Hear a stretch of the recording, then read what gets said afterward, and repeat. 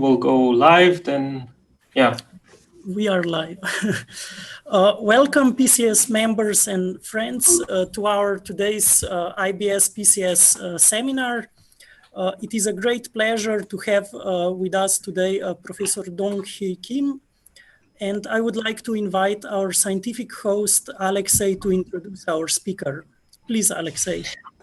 Yeah, okay. Thank you, Tilen. So as announced, we have with us today Dong-Hee Kim, who will be talking about long-range antiferromagnetic Ising chain and neural quantum state study. So Dong-Hee Kim is an associate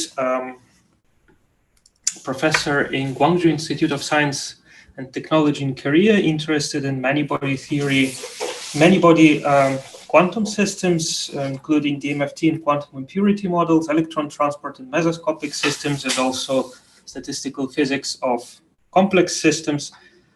So Professor Kim received his PhD in KIAS in 2006 with Professor Hwang Jung, and he was working on statistical physics of complex systems at the time. And then he moved to Northwestern University and later to Aalto University, where he was working more in the field of condensed matter. And since 2013, he's in Gwangju Institute of Science and Technology in Gwangju. And so with this, let's welcome our speaker. So please, thank you, Alexei, for inviting me. Okay.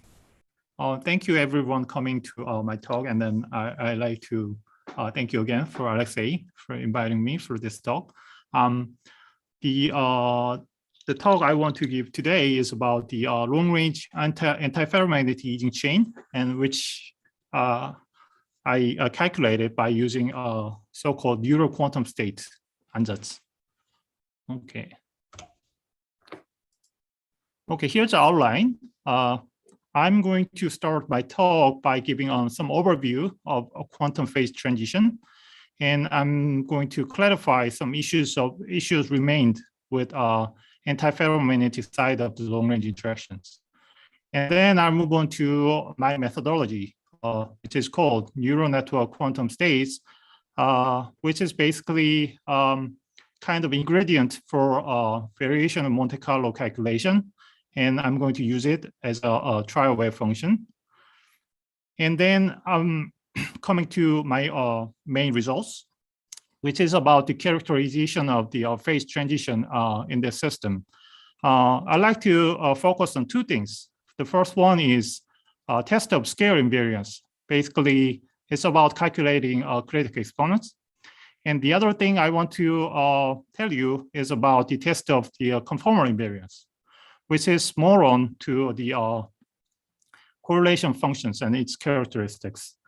And if you remember my talk that I gave in Gyeongju last year, I also showed some results about the behaviors in the off-critical region, but I skipped that in this talk because it's basically a confirmation of the previous results done by others. Okay, this is the main figure of question in my talk. So basically, in this phase diagram, I want to characterize this line of phase transition, whether it belongs to the Ising universality class or not.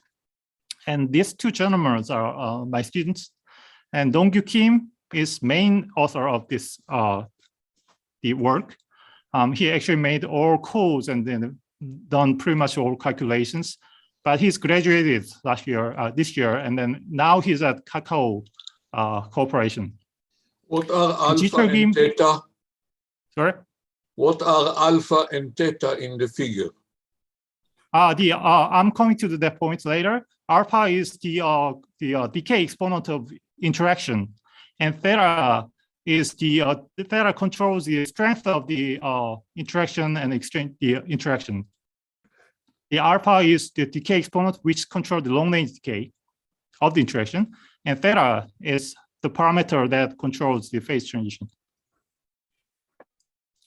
So the other students, teacher Kim is now continuing his work to refine some calculations. So some part of this work is still ongoing. Okay. This is overview of the quantum phase transition. Let me start with some point I want to stress out in classical phase transition first. In the classical phase transition, it occurs from the competition between the ordering in the Hamiltonian and the fluctuation from the temperature. So it's kind of competition between the ordering and thermal fluctuation. And if you lower the temperature and the ordering wins, and then you get the order phase. In the second order phase transition, there's a critical reason. At this critical point, you will see some critical behaviors in observables like magnetizations and susceptibilities and heat capacity, etc. And quantum phase change is nothing very different. So instead of the thermal fluctuation, you have now quantum fluctuations. So it occurs at zero temperature. And some part of your Hamiltonian prefer to have ordering, but the other part of your Hamiltonian actually doesn't like the ordering, which gives you quantum fluctuations. So some parameter of G Hamiltonian is control parameter that going through the one phase to the other. So by controlling this parameter in the Hamiltonian, you can make the ordering win. Then you have the order phase in the phase diagram.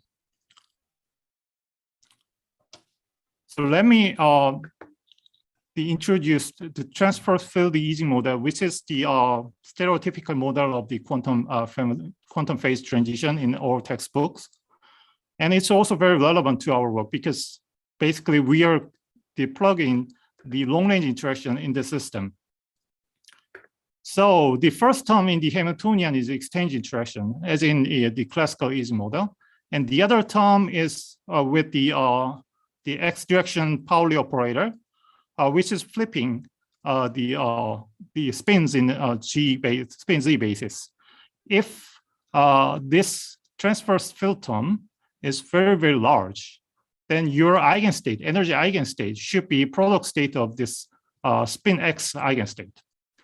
So it looks like all orders, but if you check the length of correlation length, and it's still finite, so you don't call it as a long-range order. It's just a paramagnet. So you can flip the spin really easily. But if you decrease this term, the transverse term, into very, very weak strengths, and then your ground state of this Hamiltonian is doubly degenerate. So the exchange term means that the eigenstate of this Hamiltonian will be very close to or up or down. So it's doubly degenerate. But if you apply very, very small, very, very infinitesimally small magnetic field in this Hamiltonian, then you can choose one type of the ground state rather than the other. That means the symmetry between those states are broken spontaneously. And then if you check the correlation length, and it goes to infinite in the infinite size system. So this is the long range order coming in. And the boundary of these two states turns out to be 1. So below which it goes to order state, above which is in the disordered state. And if you check the criticality occurring in this area of the quantum phase transition, it belongs to two-dimensional classical Ising model. Okay. And you can check it in two ways. One way is to solve directly this quantum Hamiltonian by using some transformations. Transformation into the free fermions. And exact spectrum you can calculate out of this quantum Hamiltonian. It looks like this, and this is the excitation spectrum. And as you can see here, if this parameter G become 1, the gap is gone. That separates the two phase, the order and disorder. And if you calculate the further quantities, the other quantities to see criticality, and you can compute the all critical exponents. And if you compare that with the 2D Ising model, classical Ising model, and you can match them one by one. more directly, you can check this feature by using quantum classical mapping. But basically, the quantum Hamiltonian has quantum fluctuation. You can add one dimension on the top of the classical dimension. So the classical d dimension is actually the quantum d dimension plus 1. So the logic is something like this. Spatial dimension is just dimension. It's all same in classical and quantum. But in quantum system, there's an imaginary time evolution, and that represents quantum fluctuation. That makes another dimension. So the one more dimension is adding up to the classical Hamiltonian. You can see it for this transfer field Ising model by using the Trotter decomposition, which is quite general for all kind of Hamiltonian. But let's just specific. Let's just be specific with the transfer field Ising model here. So you have two terms in the Hamiltonian, H0, which is the exchange term, and H1 is transfer field term. By dividing this beta, the temperature, into many slices, then you can write it with this exponent m, which goes to infinite. And then each of this term becomes very small, and the commutator becomes very small. Then you can divide this whole exponential into two exponential. And that works as a kind of classical operators. So in the end, you can write it, this one-dimensional transfer field Ising chain into two-dimensional classical Ising model with the classical variables, classical spin variables. So you can solve this two-dimensional Ising model to get the solution of the one-dimensional quantum Ising model. But if you check the critical point and the criticality of this two-dimensional Hamiltonian, that gives you one-dimensional, the critical point and the critical exponent of one-dimensional transfer Ising chain. So that's how it works. So two dimensions to get the one-dimensional quantum model and its critical behavior, and you can see corresponding two-dimensional classical Hamiltonian. That's why two-dimensional Ising model gives its universality class of the critical exponent to the one-dimensional transfer field Ising model. Okay. So that's basically a story in the textbook about the one-dimensional quantum Ising chain. And our question is, what happens if you give the interaction in this form of the power-law-decaying? So that gives you a long-range exchange interaction instead of short-range one. So please notice that here I actually rotate this Hamiltonian into different directions. So now my exchange operator is in the x direction and transfer field is in g direction, which is, just to match with the other works that I'm going to mention in the other slide. Okay. So basically, this is the form of the Hamiltonian that I'm going to consider in the last of my talk. So this is power-law-decaying term. Control parameter here is exponent alpha. So if alpha is really large and it goes to short-range version, and then the critical behavior should be the same as the short-range quantum Ising chain. But if alpha becomes small, then what would happen? Which is our question. Okay, you can just ask me question anytime. And this question and the system is not just fundamental interest, not of just the fundamental interest, but also of the experimental interest. The so-called quantum simulator made of the trapped ions and ultra-cooled gases actually implements this Hamiltonian experimentally. And there's already some measurements done with this Hamiltonian, and you can check it review paper and some other new results published in this year. Okay, let me first mention about the ferromagnetic version of this long-range Ising model, quantum Ising model. Well, it seems well established for ferromagnetic interactions. I'm just talking about the zero temperature case. If alpha is larger than 3, and if you check the universality class of the phase transition, it's same as in the two-dimensional classical Ising model. So the exponent is all same with the two-dimensional Ising classical critical exponents. And alpha, if alpha goes below 3, then these exponents, alpha, beta, and gamma, and things like that, monotonically varying. And if alpha is lower, is smaller than 5/3, then it goes to mean-field version. So that's pretty much well settled in the previous work. On the other hand, the antiferromagnetic long-range Ising model. Yes, Alexei? Yeah. Yes. What happens for alpha for the ferromagnetic case with alpha smaller than 1? Yeah, good question. Well, people don't consider alpha smaller than 1 because the energy is divergent. Okay, so it's no longer extensive. Yeah. So that's why I put 1 here. Okay. Okay, thank you.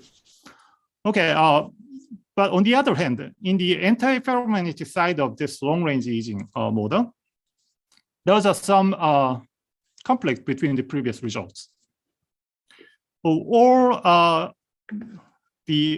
agree with the phase diagram itself. So there's a kind of Nell order, antiferromagnetic ordering in this area, and this G polarized basically the paramagnet, and there's a line of the phase transition here. But what they don't agree with characterization of this phase boundary. So whether it's Ising or not, they don't agree well. So most of previous work is done by using the matrix product states and the algorithm using it. And there's a linked cluster expansion, and the funny thing is that the QM3 is coming this year, but unfortunately they didn't approach the low alpha case because they said the autocorrelation time is too large to get to this area, unfortunately. And if you compare this previous result, you can immediately see what's the problem. So left figure is the first work done by Marcel Rubinstein and his colleague, published it in PRA 2012. They used the TD-VB, time-dependent variational principle, which is based on the metric product state. And they checked the correlation exponents and the central charge. And they found that it's deviating from the Ising value when alpha is going below 2. And the central charge, the deviation of the central charge is also confirmed by the other DMRG calculation in 2016. Question? Yes. You compare to the 2D Ising model, but you have the long range only along one direction in that 2D problem. The other direction is the quantum direction. It has short range. Correct. So you shouldn't compare to the usual 2D problem. You should compare to the anisotropic 2D problem with long range in one direction and short range in the second direction. Well, I'm just following the line of previous work. Well, since 2012 and since the first work published in 2012 and the other work in published in the other year, the question was that when below what value of alpha this short range universality class of the Ising model is broken. So in short range version of the long range, this Ising model, it should be 2D, right? So I mean, when alpha is large, then it's legitimate to compare to the usual Ising model in 2 dimensions. But when alpha is small, the problem is anisotropic in 2 dimensions. Yeah, here, the question is what value of alpha is small that you say? Yes. Yeah, that's the question. So is it alpha equals 2 or 1 or 3? Something like that. Okay. Okay. So what they say is, what they said in 2012 is that when you lower alpha below 2, and it seems that the short range Ising universality class is not valid anymore for this model. As you can see here, this is from the spin-spin correlation in the longitudinal direction, and this is spin correlation in the transverse direction is central charge. But in the other DMIG calculation coming later in 2019 and 19 and 17, they told different story. It seems that the critical exponent nu and the dynamic exponent z and the beta exponent is all 2D Ising, classical 2D Ising with the short range interaction for any alpha they tested. So they don't agree with each other. That's the question I'm trying to address with the new methodology, new numerical methodology. Okay.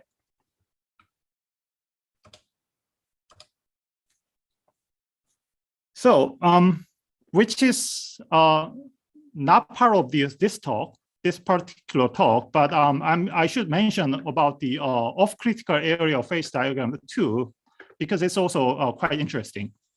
In the previous work, what they found is that the entanglement entropy is not follow this the area law in the off-critical area. It's in 1D system, it's strictly 1D system. The area law of entanglement entropy tells you that it does not grow, right, with the system size because the area is always constant. But what they found in off-critical area of the long-range Ising chain, that it actually grows logarithmically. And my calculation also confirmed that. But I'm not going to show it in this particular talk. Okay. So if I compare these previous works in 2 groups, and it's something like that. So these people and these people are disagreeing with each other on these points. The critical exponents is varying in this previous works. But other DMIG calculation claim that it's still easy. Central charge, they tested central charge, and then it's also varying, consistent with their critical exponent. But here, they didn't test this central charge. And there's also other quantity called as fidelity susceptibility, which is nothing to do with the order parameter. So it doesn't belong to any other observables. They tested it, and they found that it's also belong to the Ising type of the criticality. And those are the off-critical thing that I showed in previous slides, so I won't mention it. So here's that's the current situation. So I'm trying to sort of reconcile between those 2 works, trying to close the gap between those 2 group of works here. So in this part, I'm going to introduce my methodology, which is called as neural network quantum states. So since, yes, Alexei, we have a question from Alexei. Yeah, again, a simple question. In principle, sure. Why has anyone tried? I mean, you can again map this 1D model onto the 2D classical model, and then you could, in principle, try to use classical Monte-Carlo to simulate it. Yeah, that actually pokes me a lot. It's quite interesting that the first QMC work coming in this year, published in this year, and they said they couldn't get it. They couldn't go to the very small value of alpha because of the very long autocorrelation time. I think that's the problem. Yeah, that's what this was my guess. So I was curious if anyone has done it, and if they did, whether they hit this problem. Okay.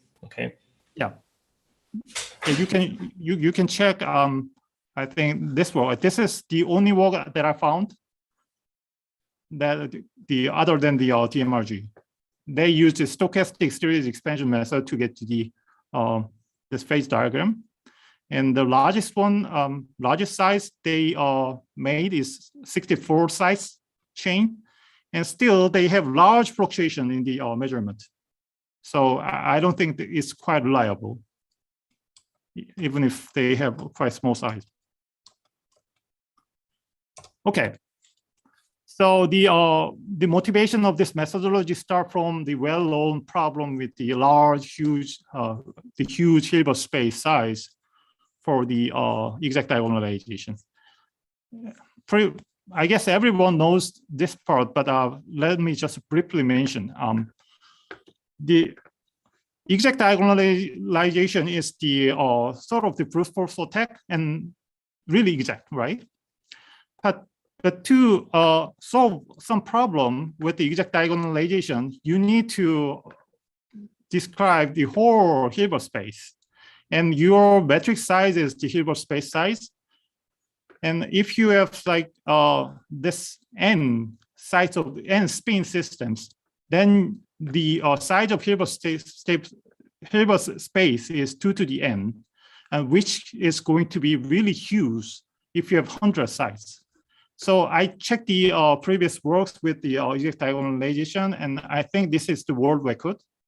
So they consider the Kagome Heisenberg antiferromagnet, and they could with the 48 sites.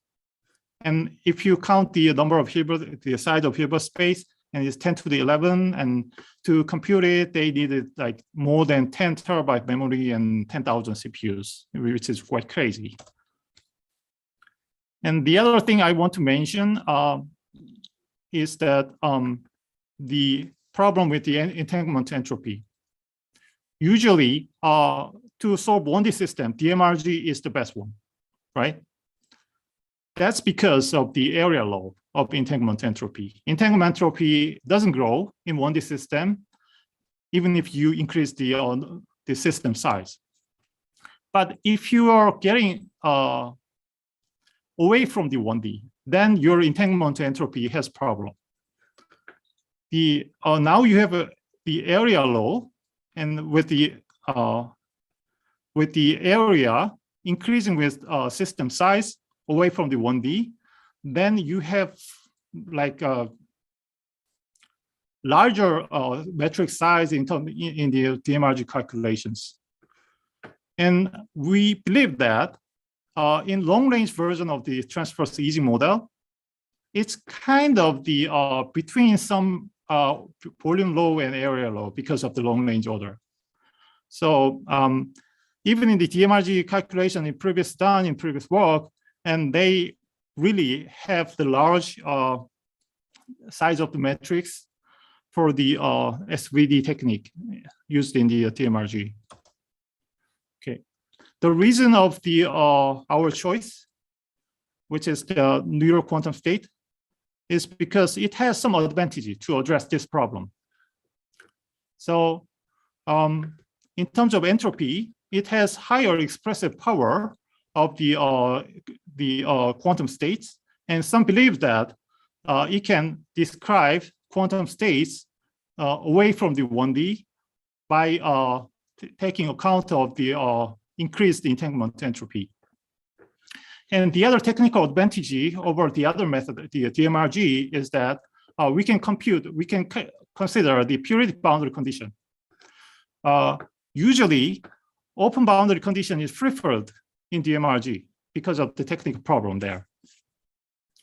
And the other technical advantage of the Euro quantum state is that no approximation is needed for the long-range interactions. In DMRG, you have to decompose this long-range power type long-range interaction into many different terms. So, and you have to give some cutoff there. So, but we believe that it's not enough for there's not enough test for the finite-size-scaling analysis with this technique. I mean, this technique was invented like 2018 or 17, and there's many works, but I haven't seen this really thorough for finite-size-scaling analysis with this technique. That's what we are trying to do in this work.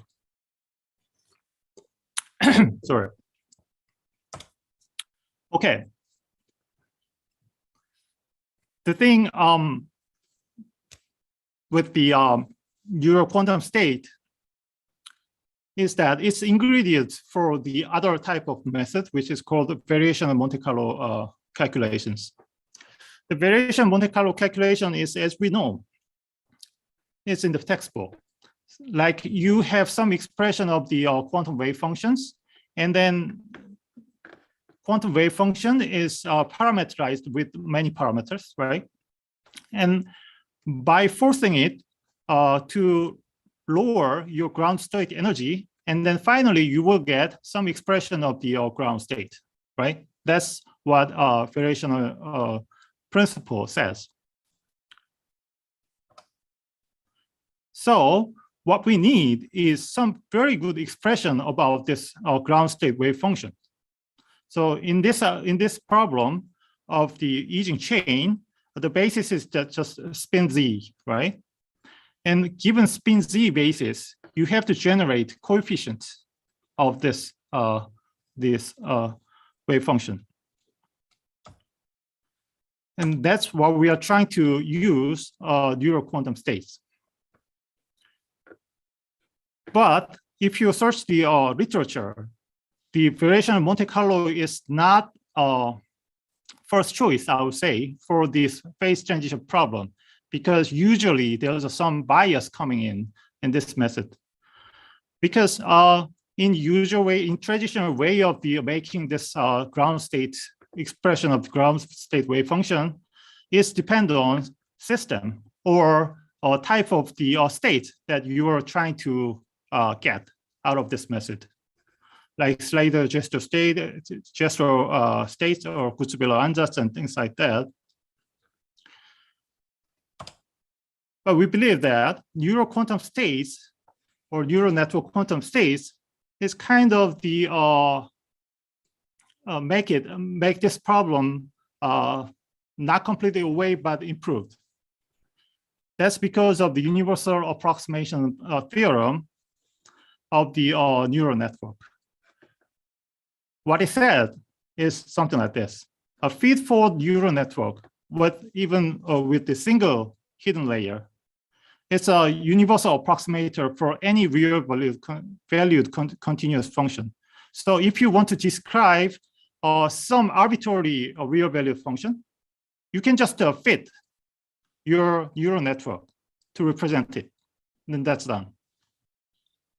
So if you believe it, then this neural network would be perfect candidate for expression of this coefficients of ground state. And then you can make very good tri-wave function expression. So first neural network used for this study was the restricted Boltzmann machine, which is published in Science in 2017. And then I just list of things that the expressions appearing in this method, but you can just focus on this part. The other thing is just for technicality. And this part is the core of this restricted Boltzmann machine. And theorem says is universal approximator. So this expression can approximate any real valued functions. So the idea of this work is to use this part as your trial wave function for variation of Monte-Carlo. So using this one into this expression of the coefficients. And it looks real complicated, but maybe this representation is easier for you to understand this technique. So basically what we want is to approximate this coefficient of linear combination. So this is just a function with input of the spin quantum numbers. So it's plus minus 1 or whatever you want to give for the spin z basis. And P is a parameter that defines these formal functions. So if you put a feed-forward version of the neural network, it works like that. So you are accepting this input of this quantum numbers that define your basis. And just make it flow throughout the network. And this gives you this coefficient. And there's a lot of the parameter coming in, this links and bias and things like that. And that should be optimized by using the variation of Monte-Carlo technique that gives you the minimum of your energy.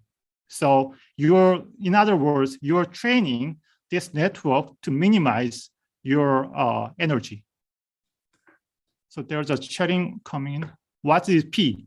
Okay, P is the parameter that defines this form of the function.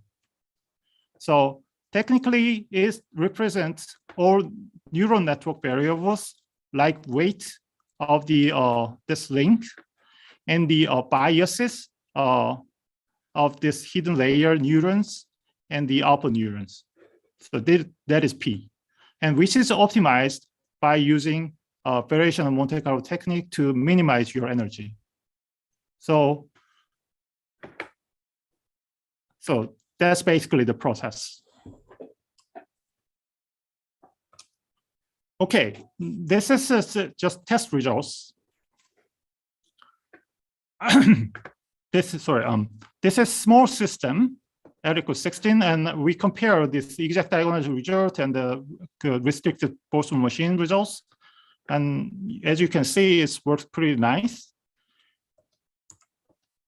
In the if you increase the system size a little bit and put alpha like 0.5, and if you increase the size of the hidden layer, energy is going down rapidly, and that is the point we are using. So this is the size that we are using for the actual calculations. So the hidden size of hidden layer is 8 times larger than the input this spins. So for 16 spins, we have the 8 times 16, this is 90, 8 times 16, the number, the neurons in the hidden layer. So time is flying, and I'm going to move main results. So let me remind you our Hamiltonian first, and then some of technicality that I'm using. So to represent the antiferromagnetic side of this Ising chain, I limit the theta variable, which is the parameter that going through the phase transition in this area.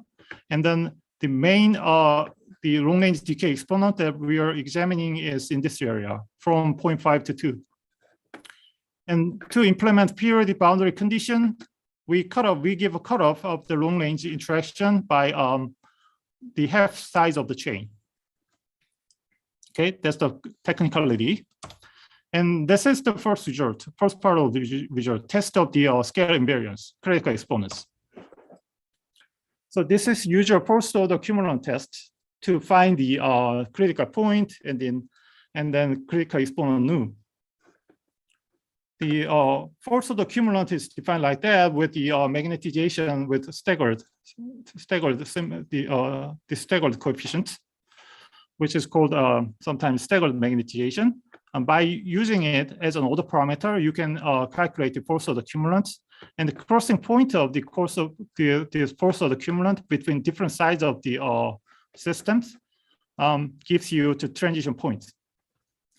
And if it satisfies this finite size scaling on just with exponent 1 of nu, as in the textbook, and you can try to curve collapse by changing the 1 of nu and theta c, and then you can get results something like this. So it's almost perfect collapse of the curves onto each other. And this analysis, you can compute the transition point and the critical exponent nu, which is very close to 1. And this one is done alpha equal 0.5. So this is lowest alpha we are testing, and it suggests you it's in the Ising exponent. It's with Ising exponent. Okay, if I move to test with the order parameter itself, and you can also try to finite size scaling analysis with this one, the staggered order parameter, because we are in the antiferromagnetic exchange coupling. And you also find this almost perfect curve collapse onto each other. And by from this test, you can see the critical exponent nu again and beta of nu thing. And those values are also very close to Ising, to just 2D Ising universality class. And it's also done for alpha equal 0.5. And this is susceptibility, staggered susceptibility, because we are having the staggered magnetization.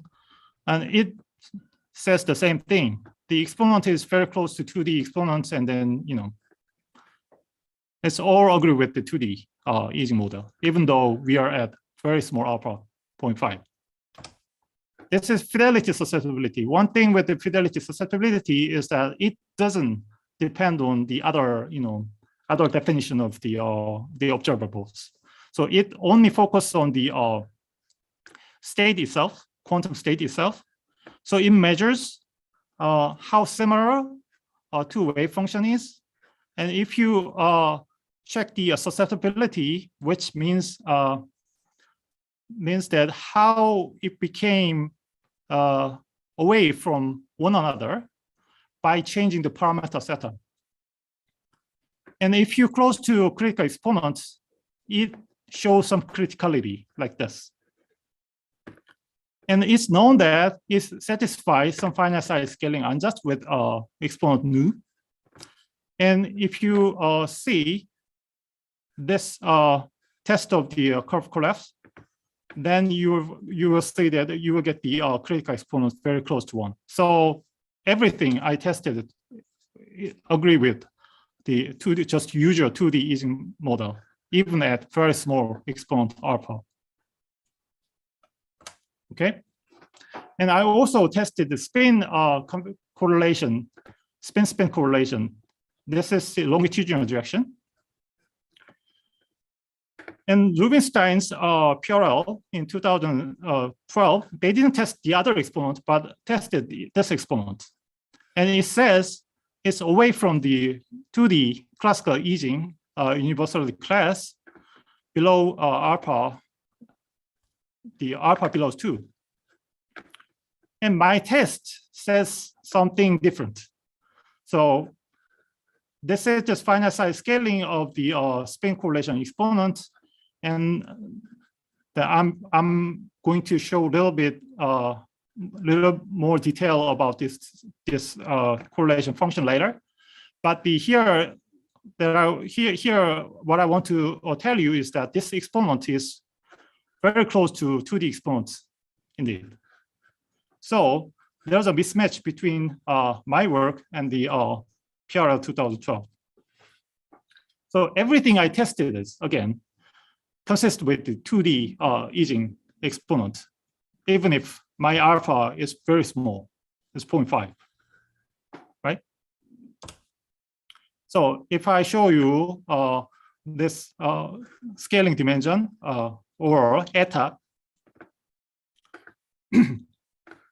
with the different values of alpha is all around this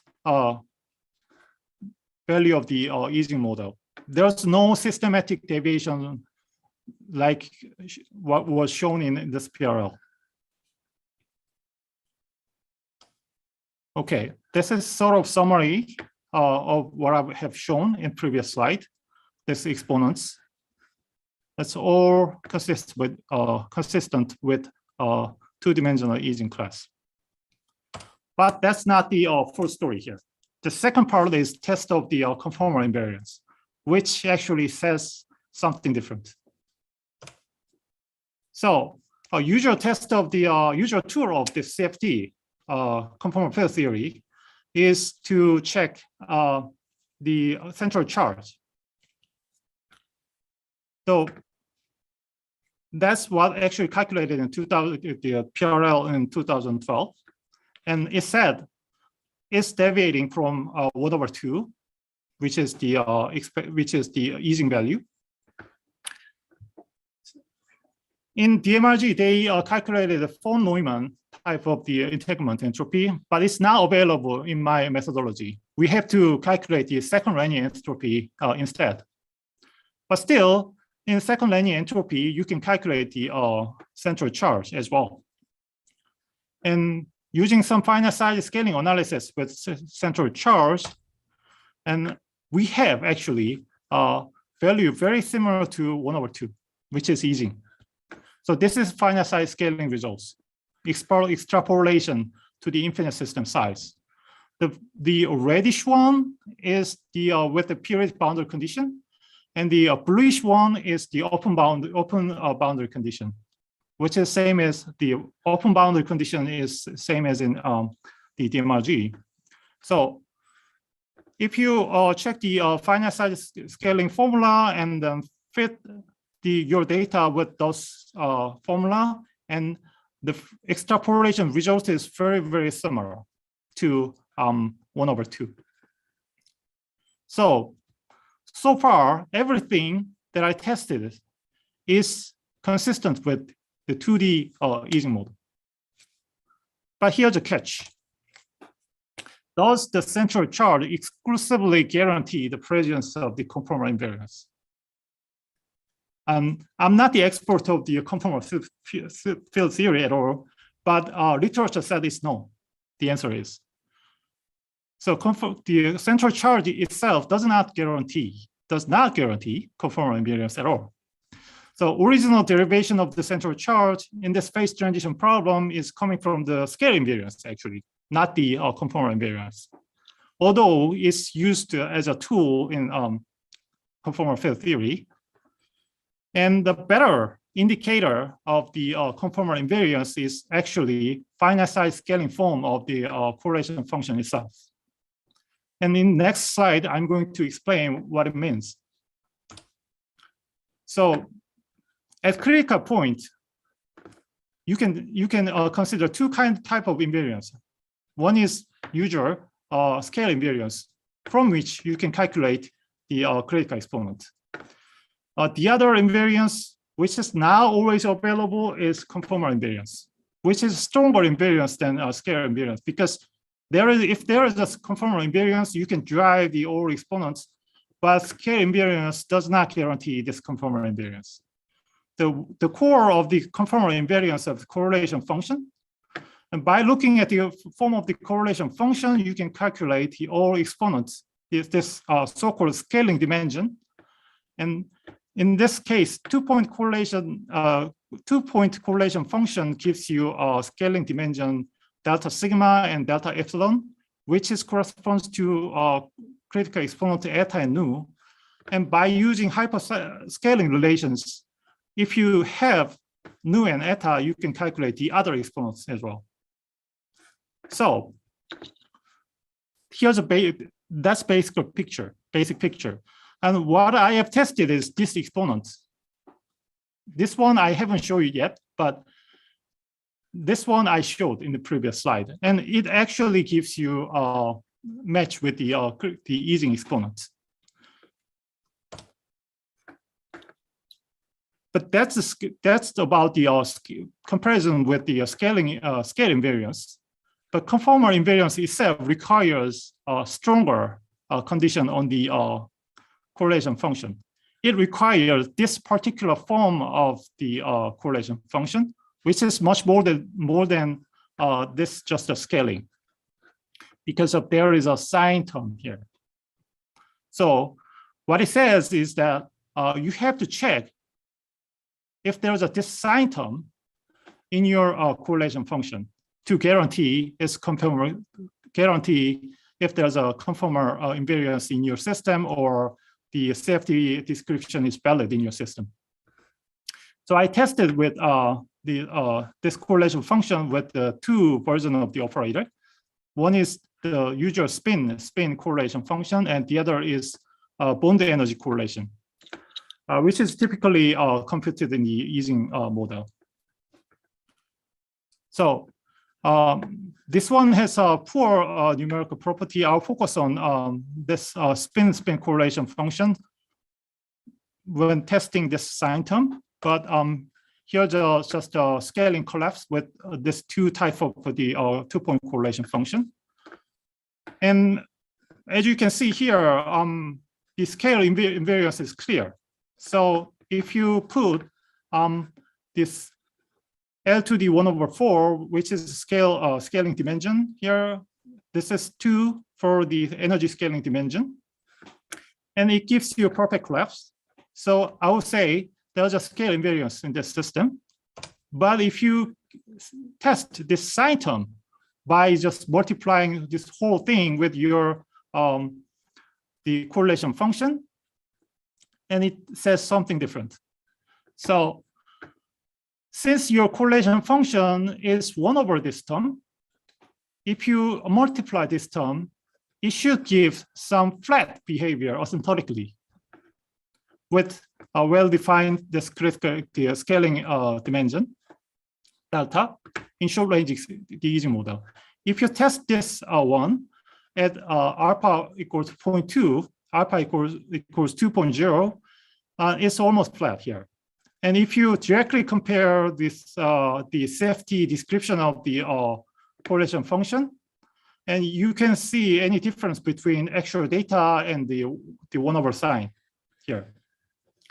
But this feature deviates from what's expected in the short-range Ising model if you decrease the value of alpha. So it's 0.5 and a little bit deviated, but if you further decrease alpha, it deviates more and more. So what I can tell you from this numerical test is that if alpha is below 2, then conformal symmetry is broken, although there's a scale invariance.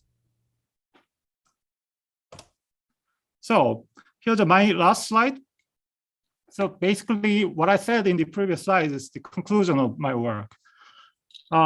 As you can see in this cartoon, that summarizes my work. So for all alpha, it seems that there is a scale invariance. So that gives you Ising critical exponents. But conformal field theory description is broken.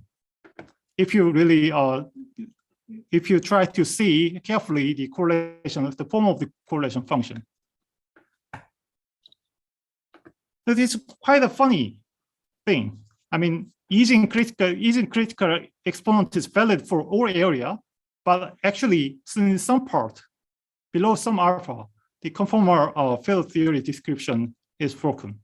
I think it's quite a rare example of this feature. Thank you. That's all. Thank you, Professor Kim, for this excellent, interesting talk. Let us thank our speaker.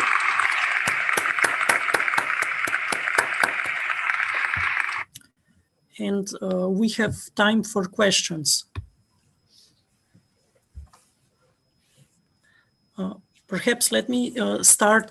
So you were showing in the beginning that there were some experiments done already.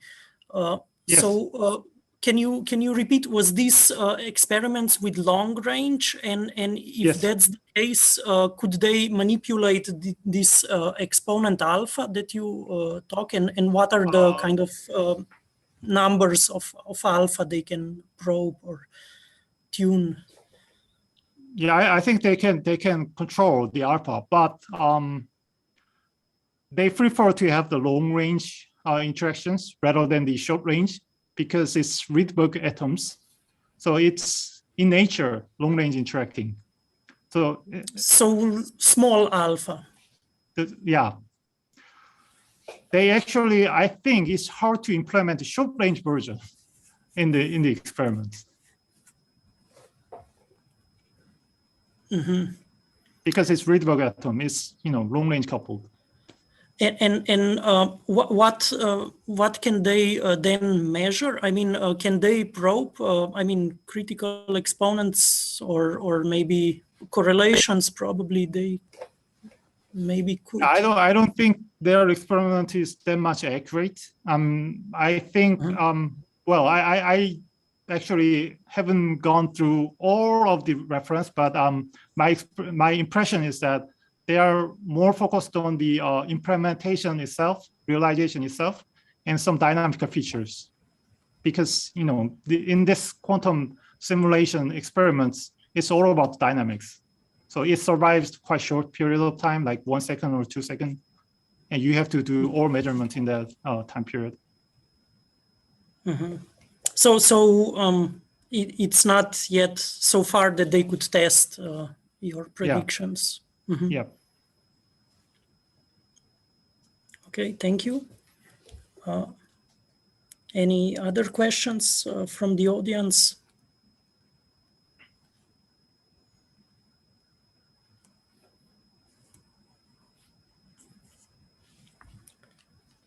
Alexei, please go ahead. Mm-hmm.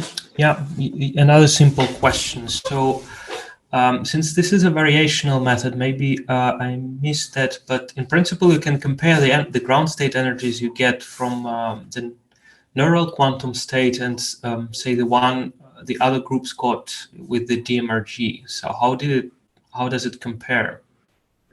Actually, we don't know how to compute with the MRG. So we didn't compare it with the MRG, but we compare it with the exact diagonalization for system size that is available for this exact diagonalization, and it matches. Yeah. Mm-hmm. Yeah, well, that I remember. This was in the beginning, but I think it would be interesting to see. I mean, they definitely should have the results for the energy. Yeah, sure. Yeah, and as for the question that Dylan was asking, I'm curious, would perhaps something like quenching the system across, so I mean, in the experiment, they probably can quench the system across the transition, and that then the dynamics would probably see some of the critical exponents. So, right. Although I'm not sure, I mean, if it really survives for just a second, the question is, what's the internal time scale, and would that be too fast or slow enough to see the exponents? But I'm also curious whether that in principle could be used to extract the exponents and then comparing. Yeah, I think that's a very good point. And that reminds me some of the works published recently with this quenching protocol in this the long-range Ising model. I haven't gone through it yet, but I should really look into the paper to see what it says. I'm not sure they actually consider this small alpha, but still. Okay.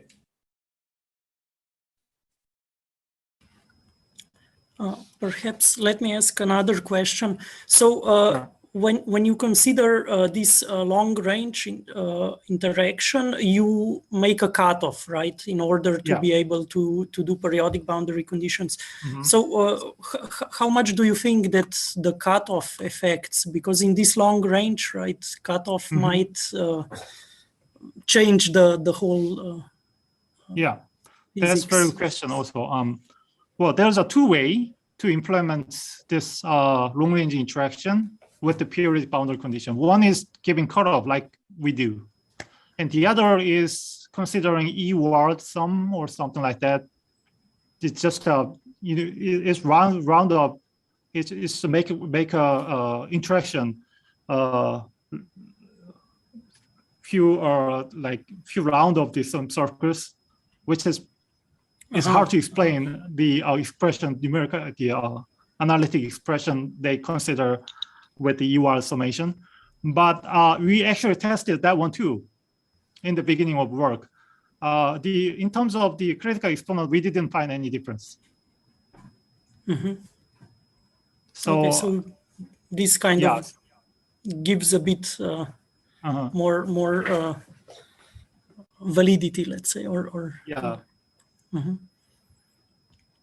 okay. But still, our system size is small, so you have to increase it for the, So what were the system sizes that DMRG could track? I guess similar order of hundreds, no, it's right? much larger actually. Much larger.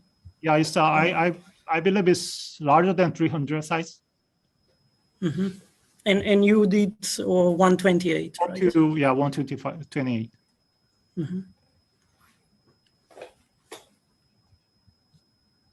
Okay. Do we have any other questions from the audience? It seems not. So let us thank our speaker again. Thank you.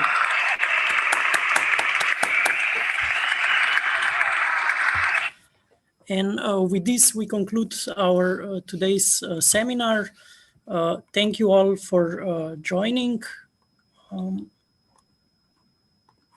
Just a second.